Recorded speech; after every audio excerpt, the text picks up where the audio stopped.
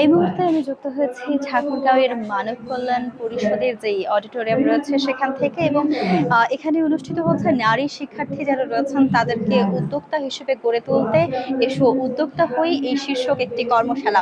এই কর্মশালায় এখানে প্রায় 150 জন নারী শিক্ষার্থী অংশগ্রহণ করেছেন এবং সেই সাথে 50 জন উদ্যোক্তা এখানে রয়েছেন।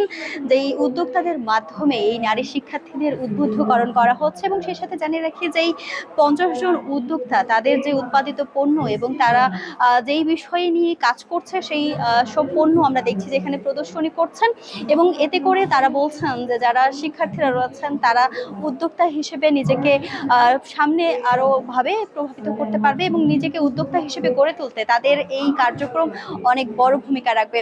এবং এই আমরা এখানে দেখছি যে 50 জন নারী উদ্যোক্তা যারা রয়েছেন তারা এই শিক্ষার্থী যারা রয়েছেন সেই শিক্ষার্থীদেরকে অনুপ্রাণিত করতে বিভিন্নভাবে এখানে কথা বলছেন এবং তাদেরকে হাতে কলমে শিক্ষা প্রদান করছেন।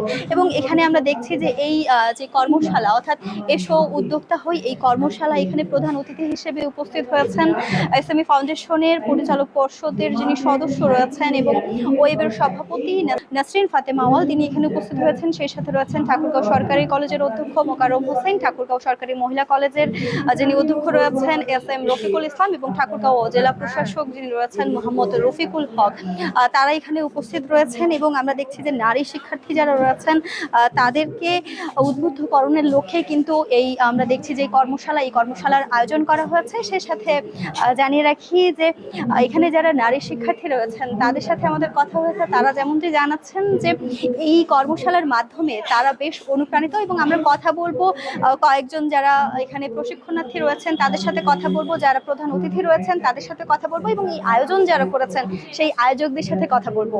আমি অবশ্যই উদ্যোক্তা হতে চাই। একটা কথা আছে যে আমি চাকরি করব না, আমি চাকরি দিব। তো আমারও এরকম একটা ইচ্ছা আছে যে আমি ছোটবেলা থেকেই ভাবি যে আমি কোনো চাকরি করব না, আমি ব্যবসা করব। আমি একটা ভালো নিজে ক্রিয়েটিভটা মানুষের সামনে তুলে ধরবো। আর আজকে এই সেমিনারে আসে আমি বুঝতে পারলাম যে আসলে উদ্যোক্তাটা আমার যেটা ভাবনা সেটার সাথে পুরো মিলে গেল। আমি বুঝতে পারলাম যে আসলে কিভাবে মানে উদ্যোক্তা হওয়া যায়, উদ্যোক্তা হতে কি কি লাগে। এখানে যিনি বিশেষ অতিথি ছিলেন, প্রধান অতিথি ছিলেন, ওনাদের যে কথাগুলো শুনলাম আমি মনে প্রাণিত হলাম। সেমিনারটা আমাদের জন্য অনেক উপকারী, কারণ আমরা তো অনেক ক্ষেত্রে পিছিয়ে থাকি বা আমাদের ক্ষুদ্র প্রতিভাগুলোকে সামনে নিয়ে আসতে পারি না, ভয় পাই যে আমরা এটা করতে পারবো কিনা। কিন্তু এখান থেকে আমরা একটা আত্মবিশ্বাস পেয়েছি যে না, আমরা অবশ্যই পারবো, আমরা চাইলেই সবকিছু করতে পারবো। বিভিন্ন স্পিচ দিল আর কি, যে আমরা কিভাবে উদ্যোক্তা হতে পারি, আমরা কিভাবে আমাদের পড়াশোনার পাশাপাশি নিজের খরচটা আমরা নিজেরাই জোগাড় করতে পারি। আমি কাজ করছি ঠাকুরগাঁও জেলা থেকে হাতের তৈরি বিভিন্ন ধরনের গয়না নিয়ে। আমি আজকে এসএমই ফাউন্ডেশন কর্মশালায় এসে খুবই আনন্দিত, কারণ এখানে আমাদের দেখে আরও নতুন নতুন উদ্যোক্তা তৈরি হবে। অনেক ভালো লাগছে, কারণ আমার প্রথম যে ট্রেনিং সেটা এসএমইর মাধ্যমেই শুরু হয়েছে। আর বর্তমানে আমরা 4 জন একটা গ্রুপ করে কাজ করছি। আমাদের একটা প্রোডাকশন হাউস আছে, সেখানে এই সব পণ্যগুলো প্রোডাকশন হয়। আসলে আজকের এই অনুষ্ঠানে আসে তো খুবই ভালো লাগতেছে। তার কারণটা হচ্ছে যে আমরা অনেক পুরাতন উদ্যোক্তা। আজকে আসে আমি যেটা দেখতে পেলাম যে এখানে অনেক নতুন উদ্যোক্তা এখানে উপস্থিত হয়েছে, তাদেরকে দেখে আমার খুব ভালো লাগলো। আজকে এসএমই ফাউন্ডেশনকে আমি সবার আগে ধন্যবাদ জানাই, কারণ এসএমই ফাউন্ডেশন এই ঠাকুরগাঁওর উদ্যোক্তাদের বেছে নিয়েছে আমার মাধ্যমে, যে ঠাকুরগাঁও এই অনুষ্ঠানটা আয়োজন করার। এসে উদ্যোক্তা হই।